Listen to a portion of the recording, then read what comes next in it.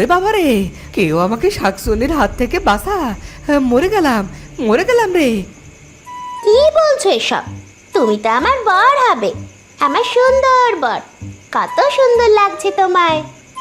কিন্তু আমি কোনো শাকচুন্নিকে কোনোদিনও বিয়ে করব না। ছেড়ে দে আমায়, ছেড়ে দে বলছি। বিয়ে তোকে করতেই হবে, নইলে যে তোকে মেরে গাছে ঝুলিয়ে রাখবো। না, আমার সাথে এরকম করো না, দয়া করে আমাকে ছেড়ে দাও। তোকে বিয়ে করার জন্য আমি সব করতে পারি। তোকে আমার অনেক ভালো লেগেছে। শাকচুন্নি তার জাদু দিয়ে কালুর মন বদলে দেয়। কালু শাকচুন্নিকে বলে, চলো বউ, চলো আমার বাড়িতে চলো। দাঁড়াও, আগে মানুষের রূপ নিয়ে নি। এই রূপে গ্রামবাসী আমায় দেখলে মেরে ফেলবে। শাকচুন্নি তার রূপ বদলে এক সুন্দরী মেয়ে হয়ে যায়। চলো আমার সুন্দর জামাই, চলো আমাকে তোমার বাড়ি নিয়ে চলো। হ্যাঁ বউ, হ্যাঁ, এসো আমার সাথে।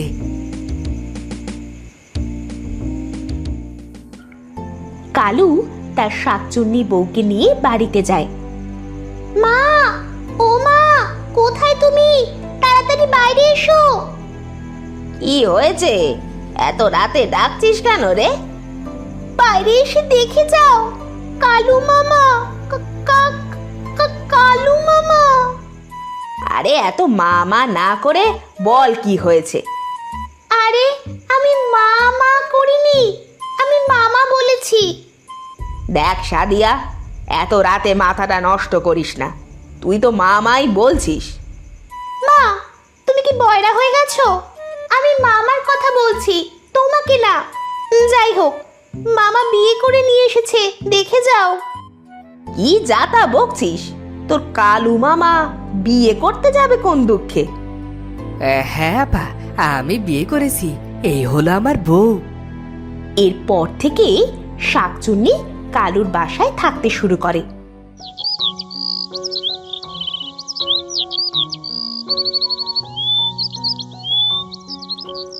একদিন কালু কাজে গেলে শাকচুন্নি রান্না করতে যায়।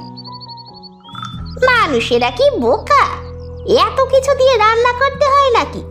ধুর, আমি এত শত কিছু বুঝি না, আমার জাদু দিয়েই রান্না করব।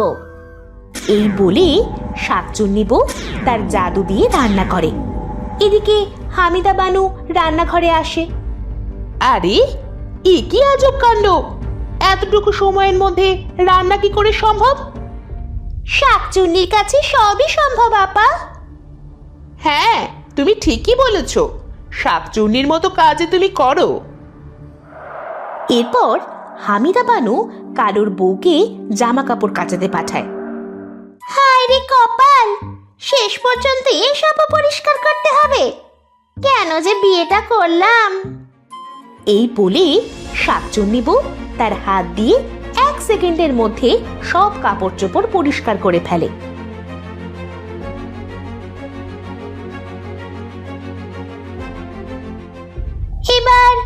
এবার এগুলো শুকোতে হবে।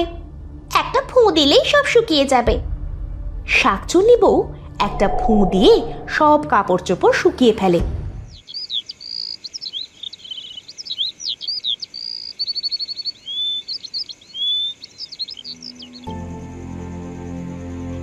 রাতে কালু কাজ শেষ করে বাড়ি ফিরে আসে।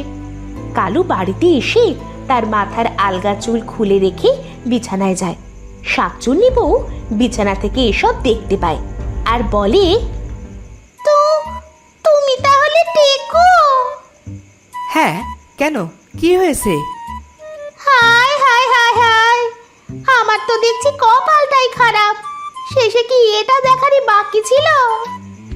আরে তোমার কি সমস্যা সেটা তো বলবে নাকি? না বললে কি আর কিছু বুঝতে পারবো? না না না না না না, আমার কোনো সমস্যাই নেই, সবই আমার কপাল।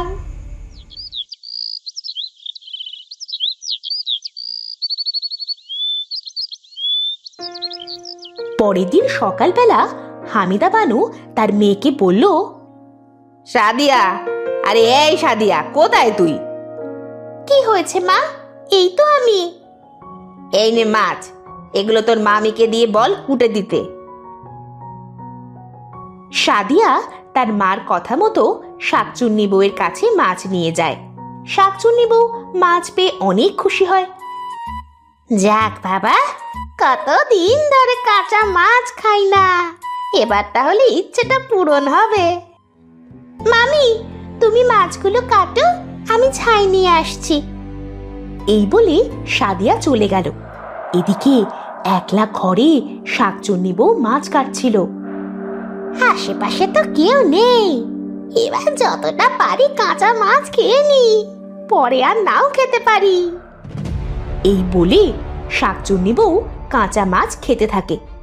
এদিকে সাদিয়া যে ঘরে প্রবেশ করতে যাবে, তখন মনে মনে বলল, আরে এ কি কাণ্ড, মামি দেখছি কাঁচা মাছ খাচ্ছে, এটা কি করে সম্ভব? মামি, এই মামি, তুমি এসব কি করছো? চুপ, একদম চুপ, কোনো কথা বলবি না। আমার মাছ খেতে ভালো লাগে। আমি, তুমি তাহলে শাকচুন্নি?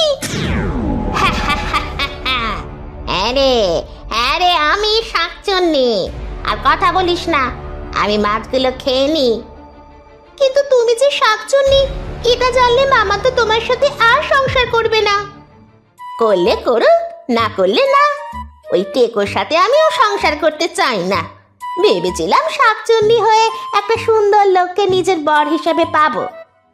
মানে ঠিক বুঝলাম না, তুমি কি তাহলে শাকচুন্নি হওয়ার আগে বিয়ে করেছিলে? তা নয় তো কি, যখন আমার 18 বছর ছিল তখন আমি দেখতে অনেক সুন্দর ছিলাম। একদিন একটা লোক আমাকে বিয়ের প্রস্তাব পাঠায়। মা, আমার মা, আর না করিস না, এই ছেলেটাকে তুই বিয়ে করে নে। না মা, এই টেকো মাথার বয়স্ক ছেলেকে আমি বর হিসেবে মেনে নিতে পারবো না। তাতে কি হয়েছে, ছেলের অনেক টাকা পয়সা আছে, তুই সারা জীবন সুখে শান্তিতে থাকতে পারবি। এরপরে আমার মা বাবা আমাকে জোর করে টেকো ছেলেটির সাথে বিয়ে দিয়ে দেয়। কিন্তু কয়েকদিন ভালো কাটলেও একদিন সমস্যা হয়। তুই শেষে কিনা এক টেকো লোককে নিজের বর করে নিলি? কি আর করবে রে, সবই লোভ রে, সবই লোভ। মানুষের কথা আমি আর সইতে পারিনি। একদিন বাসা থেকে পালিয়ে চলে এলাম পথের সামনে থাকা এক হিজল গাছে। তারপরে নিজের ওড়না পেঁচিয়ে মুক্তি পেলাম ওই টেকো বরের কাছ থেকে। কিন্তু শাকচুন্নি হলেও আমার একটা সুন্দর বর পাওয়ার ইচ্ছে ছিল। তাই একদিন রাতে তোমার মামাকে সুন্দর দেখে তার বউ সেজে চলে আসে এই বাড়ি। আর একদিন জানতে পারলে তোমার বরটাও টেকো। তুমি ঠিকই ধরেছ, এবার আমি এই টেকো লোকটাকে মেরে ফেলবো। ও আমার সাথে বিশ্বাসঘাতকতা করেছে। এই বলে শাকচুন্নি তখনই বাইরে বেরিয়ে পড়ে। এদিকে সাদিয়া দৌড়ে গিয়ে তার মাকে সব খুলে বলে। তুই কোনো চিন্তা করিস না সাদিয়া, আমি একজন ওঝাকে ডেকে নিয়ে আসছি।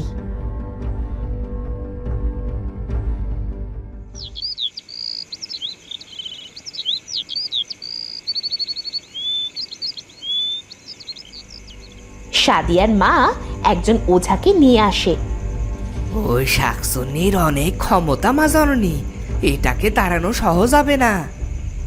যত টাকা লাগে আপনাকে দিব, আপনি আমার ভাইটাকে রক্ষা করেন।